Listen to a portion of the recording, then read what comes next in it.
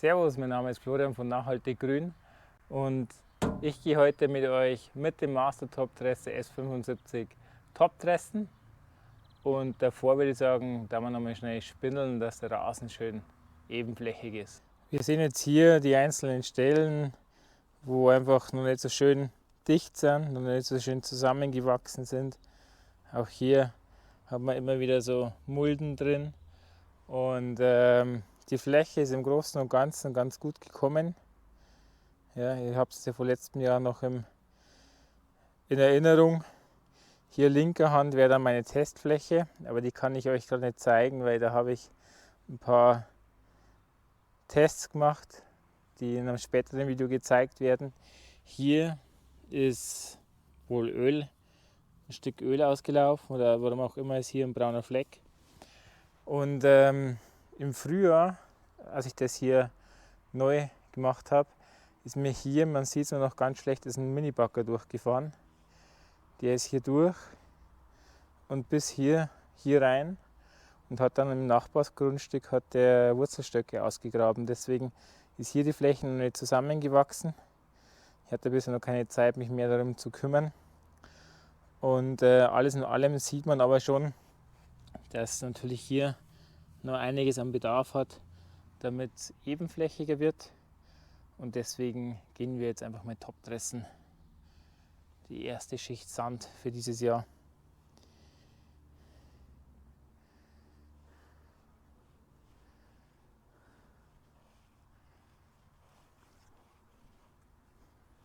Ich habe mich heute dafür entschieden, mit einem nassen Sand zu topdressen, beziehungsweise den haben wir gestern geholt und da werden wir jetzt mal schauen, inwieweit das der geht, weil er schon ein bisschen abgetrocknet hat, aber trotzdem noch feucht ist.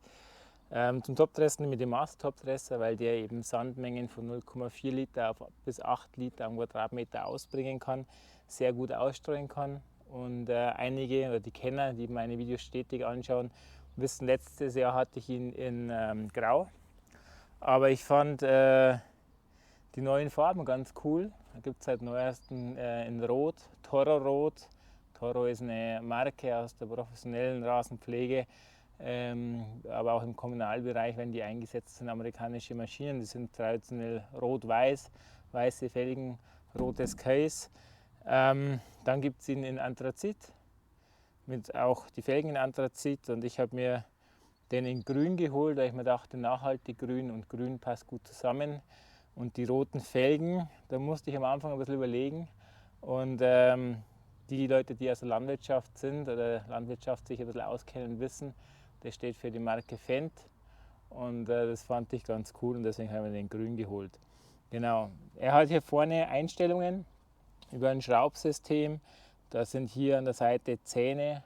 Da könnt ihr eben dann die Mengen einstellen und ich werde oft gefragt, wie man denn das einstellen kann, wie viele Zähne dann die dementsprechenden Literanzahlen sind und da würde ich euch einfach für die Zukunft empfehlen, dass ihr irgendwo eine Folie auslegt auf dem Parkplatz und einfach mal drüber läuft in eurer Geschwindigkeit, die ihr dann auch wieder am Rasen laufen werdet und mal schaut, was bringe ich denn eigentlich aus. Hier im unteren Bereich sehen wir die zwei Räder, die fest sind, die bewegen sich ja nicht und die Bürste, die wiederum die Rolle vorne antreibt und dann den Sand nach unten auswirft. Hier haben wir so ein Kettensystem, das natürlich Sand abbekommen kann, aber das nicht wirklich zu Problemen führt. Der Griff ist ganz einfach zu demontieren. Hier zwei Schrauben öffnen, dann kann man den Griff rausziehen und somit ist der Master Topdresser relativ einfach und klein zu verstauen.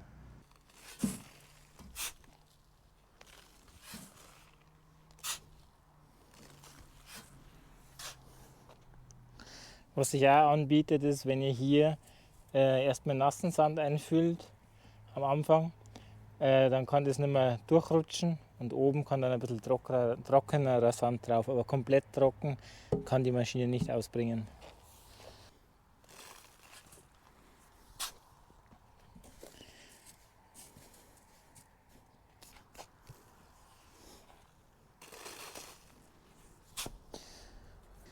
Bei mir auf der Fläche ist es dann doch etwas hügelig, es geht hinten bergab.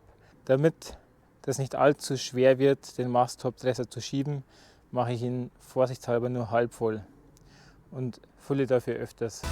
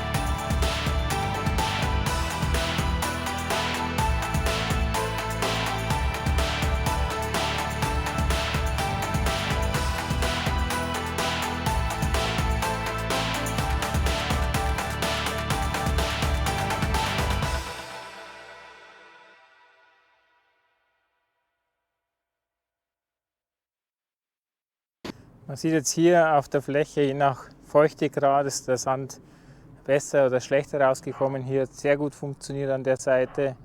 Das kann man jetzt so lassen oder man hat zwei Möglichkeiten, wie man das Ganze noch kurz einarbeitet. Möglichkeit 1 wäre handelsüblicher Straßenbesen. Ich würde speziell für die Arbeit eher einen grünen nehmen, weil der rote sehr starre Borsten hat und damit sehr aggressiv auch dem Gras gegenüber ist.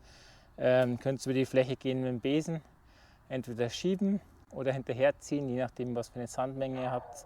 Aber ich würde jetzt nicht hergehen und die Fläche jetzt auf Teufel komm raus noch irgendwie einbürsten. Man sieht ja einmal drüber und der Sand ist weg, liegt in der Grasnarbe, perfekt.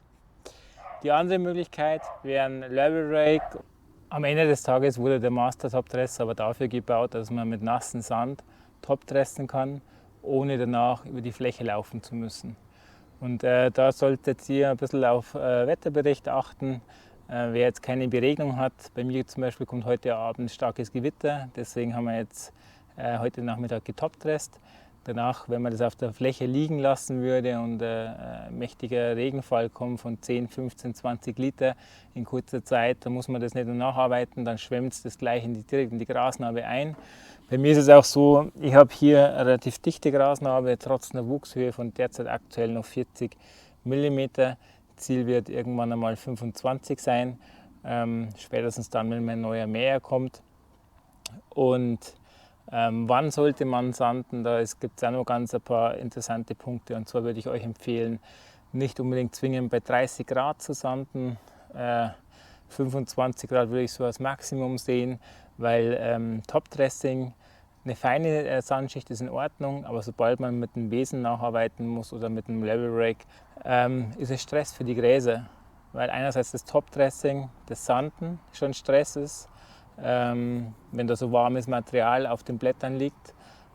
Zusätzlich ist es noch so, dass das Einarbeiten mechanischer Stress ist und deswegen eher oder lieber beim bewölkten Tag machen, wenn es geht, oder gleich früh morgens, aber nicht unbedingt bei voll Sonnenschein.